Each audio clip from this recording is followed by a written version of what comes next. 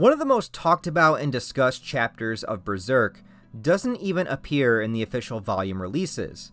This is Chapter 83, called God of the Abyss Part 2, which was originally released on July 12th of 1996. That's 25 years ago now, as Young Animal magazine was publishing its way through Berserk's Golden Age arc.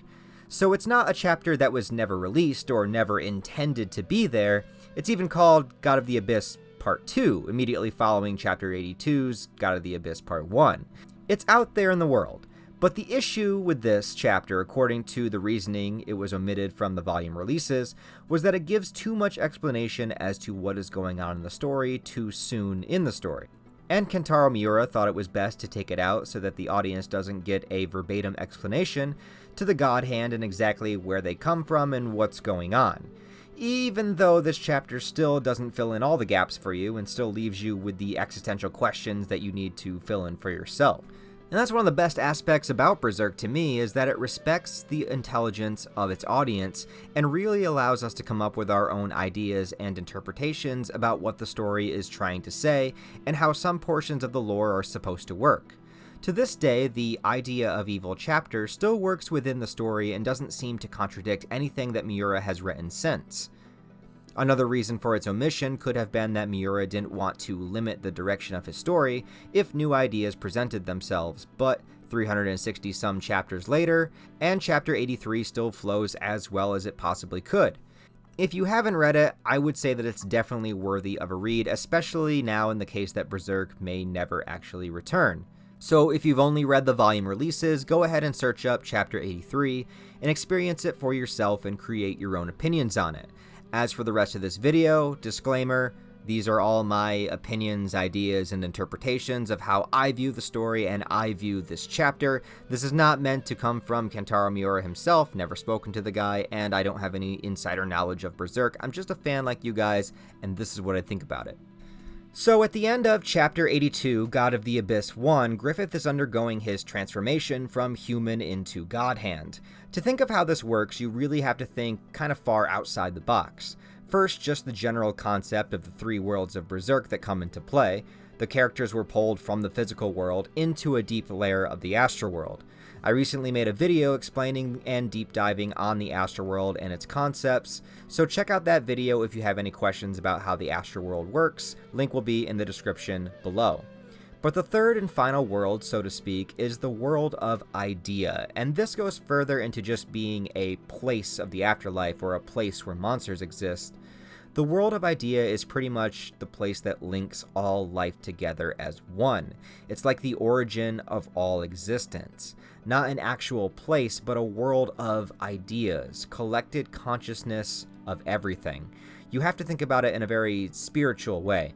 To me, I kind of relate it to the concept that we don't exist within the universe, we are part of the universe experiencing itself. Think of everything as one, as opposed to individuals. We are all connected, and in Berserk, it's like we're all connected through ideas. Griffith is essentially traveling past the astral world into this collected area located within the core of the Abyss, hence, God of the Abyss, the title of the chapter.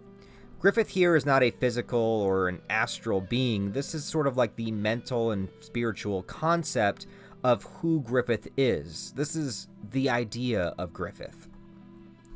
The idea of evil is represented as a gigantic heart pumping through this spiritual void of souls.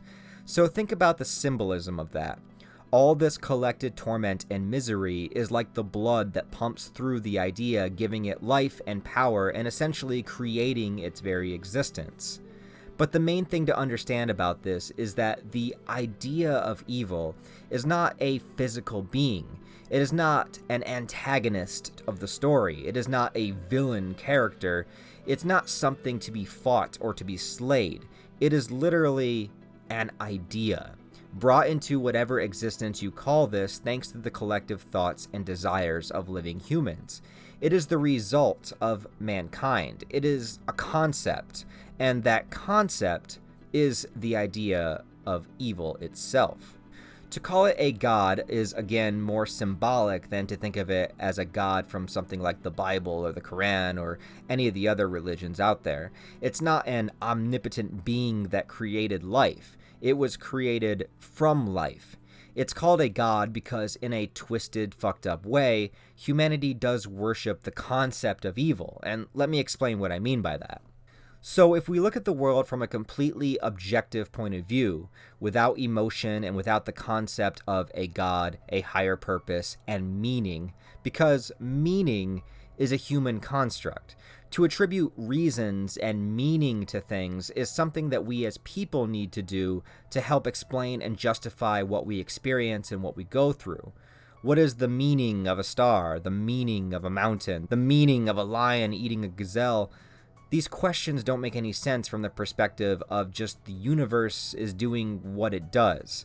Basically, what I'm saying is that the universe is completely indifferent to us.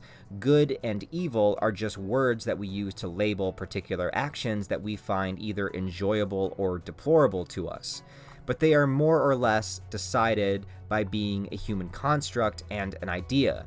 So, for instance, the fact that people die young or even die at all, that we get sick, that we feel so much pain, that sometimes the people that do the darkest, most twisted thing live amazing lives. Some people live their entire life in loneliness. There's murder, disease, rape, horrors beyond our wildest imaginations. All of these things that happen, they just happen. But to us as humans, these things are fucking tragic as hell. But to the world, to the universe, to time, they are just things. We lump things into these categories and call them bad because they are bad to us. But the universe doesn't give a shit. Does that make sense? So because we fear these things and we hate these things and we are destroyed by these things, we want to still feel justified in the world by giving an explanation as to why these bad things happen. That explanation is because of evil. And people all have the capacity for that evil. And to live within a dark, uncaring world, humans increasingly embrace that darkness within themselves to selfishly try to survive and reap whatever most benefit they can from their struggles. The evil within the connected consciousness of mankind alone, with the belief in the very concept that evil must exist in order to explain why bad things happen, is the lifeblood that pumps through the god of the abyss. The abyss itself being a swirling vortex of torment where individuality is lost and souls are nothing more than the feeling of pain, loss, misery, etc. The idea of evil perpetuates so strongly within the hearts and minds of humanity. We need it to exist in order to explain our pain. So it's as if it is a god and as if we worship the idea of evil because we need it so bad. That is why I believe it's called a god, not because it was a god that created. And as some fans speculate there may be an idea of good out there somewhere, I don't think I really agree with that because I don't think this is the kind of thing that requires a balance, because fear, anxiety, and darkness is always something that exists outside and inside of humanity, and good is just whatever doesn't fit into that category. We don't need an explanation for good things as much because we take them for granted. We focus more on the negative. And if there is an idea of good, it will come in the form of what Griffith is being set up to be, which is a reason and an answer for humanity's suffering. The idea of evil within all of mankind only gets more powerful over time, the more horrible things happen and the more war, violence, disease, and misery perpetuates. The idea of evil has gotten so powerful that it is answering the call of what people desire on a level of being able to create the God Hand, the apostles, even so much as manipulating fate itself to ensure particular things happen, whether they try to fight against it or not. It can do this because it is doing nothing more than going along with the wills and desires of mankind. The quote that begins all of the Berserk anime episodes of mankind having no control even over their own will also plays into this. If the idea sets up a particular situations and interactions, then the outcome will be overwhelmingly predictable. So humans still have free will, but if you push somebody hard in a particular direction and whisper devilish things into their ear and promise them power and an escape, well, of course they will choose to sacrifice. By sacrificing someone you love, you become an apostle, and it's as if you are truly choosing and embracing evil. You are relinquishing your humanity in favor of accepting the idea of evil. So every death and every apostle born only makes the idea of evil stronger. The God Hand themselves worship evil. They praise it as it does give meaning to all that exists. They no longer fight against it, but accept it and praise it as their God. It doesn't matter that the apostles do as they will and don't obey the God Hand, because by submitting themselves to evil, the idea grows stronger anyway. The apostles are expendable, and the very creation of them is enough to keep the abyss swirling and the idea pumping. Hell, even Ganishka, that fought tooth and nail to keep his status in the world, still fell right into the hands of causality, and his very choices is what led to not only his own defeat, but the creation of Fantasia, which was all part of the events to give humanity what they desire, bringing all of their fantasies and monsters of imagination into being, and giving them a messianic savior to look up to in Griffith. The idea of evil tells Griffith to do as he will, because his desires will reflect humanity's desires. So again, the idea of evil isn't some mastermind antagonist telling Griffith and the God Hand what to do. The idea is just an idea that all humanity plays into. Griffith was set up to be in a position to give humanity that savior they desired, and whether he brought more pain or salvation to humanity, that doesn't matter. Born from evil, the more powerful Griffith becomes, as does the idea. They can only benefit each other no matter what happens. So naturally, the idea of Griffith plans to continue his pursuit of conquering and soaring as high as he can, choosing to have wings to symbolize that soaring nature that's within him. And even look at the panels. It's like Griffith literally absorbs the power of the evil and torment within mankind's thoughts and uses that to fuel his new body and create the femto form. So you can look at femto as having a core of pure desires to achieve that Griffith had within him, and an outer body shell that is literally created from evil and darkness. So it's natural to assume that if people believe in, perpetuate, and embrace the idea of evil to be real, then they would also desire salvation from that evil, in which the idea of evil creates a world in which that salvation can be achieved in the form of Griffith. Griffith gets what he always wanted, along with giving humanity what they want, uniting them all under one unified roof of Falconia, and giving them their Garden of Eden away from the monsters that they themselves unknowingly willed into existence through their own fear. It's wild shit, and Miura is an amazing writer for weaving all of these things together, and yet having all of this really be the backdrop to what the story really is about, and that's Guts' journey to battle his own darkness and his own trauma, and that is the difference.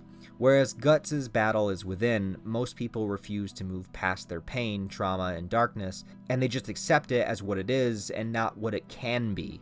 Guts' fight against fate, and that being a core theme of the series, plays right into the existential ideas that is the idea of evil, where overcoming your shadow self and your beast of darkness is part of rising above what others would willingly give into.